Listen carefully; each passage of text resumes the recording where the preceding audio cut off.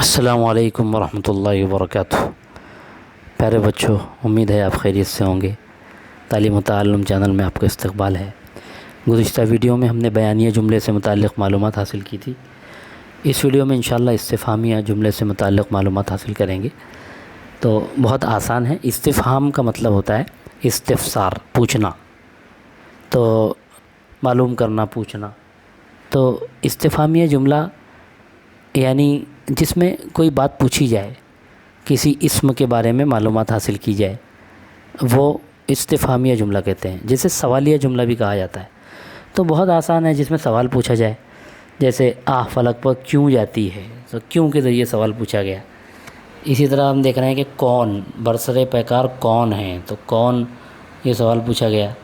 اسی طرح سے بی بی رقیہ کون تھیں، اور کیسی ہوتی ہے شام کی فضا، عام طور پر کیسی ہوتی ہے۔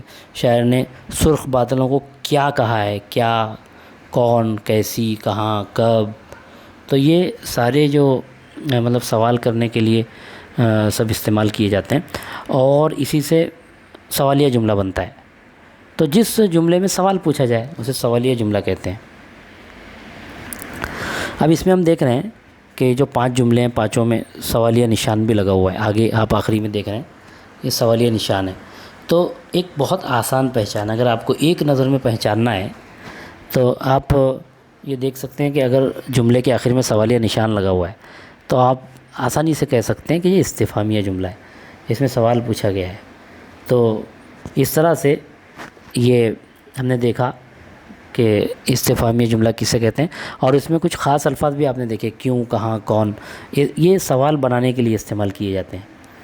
تو امید ہے آپ کو سمجھ میں آیا ہوگا۔ یہاں کچھ جملے دیے ہوئے ہیں، اس کو ہم کو استفہامیہ جملوں میں تبدیل کرنا ہے۔ جیسے بوڑھی کاکی زمین پر پڑی رہتی، تو ہم بنائیں گے بوڑھی کاکی کہاں پڑی رہتی، تو زمین پر پڑی رہتی، کہاں، یعنی اس کو سوال بنانا ہے۔ یہ ایک جملہ دیا ہوا ہے، گویا یہ جواب ہے، اس کو آپ کو سوال میں تبدیل کرنا ہے۔ تو ہم اس طرح سے بوڑھی کاکی رونے لگی تھی، تو بوڑھی کاکی کیا کرنے لگی، رونے لگی تھی۔ ایک بھتیجے کے سوا ان کا دنیا میں کوئی نہ تھا، ان کا دنیا میں کون تھا، تو کوئی نہ تھا ایک بھتیجے کے سوا۔ کاکی کو لاڈلی سے محبت تھی، کس سے محبت تھی، کاکی کو کس سے محبت تھی، اور لذت آمیز خوشبو نے بےتاب کر رہی تھی، کون سی چیز انہیں بےتاب کر رہی تھی۔ تو اس طرح سے ہم کو سوالات ہم نے اس کے بنائے۔ تو بہت آسان ہے، امید ہے آپ کو آسانی سے سمجھ میں آ گیا ہوگا۔ تو آپ یہ دیکھیں بس کہ جملے کے آخر میں اگر سوالیہ نشان لگا ہوا ہے، اور کیوں، کیا، کون، کیسے، کس طرح وغیرہ اس طرح کے الفاظ استعمال ہوئے ہیں جو سوال پوچھنے کے لیے استعمال ہوتے ہیں، تو آپ کہیں گے کہ یہ استفہامیہ جملہ ہے۔ تو آپ اس سے پہلے بیانی جملے کا ویڈیو اگر نہیں دیکھا ہے تو ڈسکرپشن میں آپ کو لنک مل جائے گی، آپ وہاں سے دیکھ سکتے ہیں۔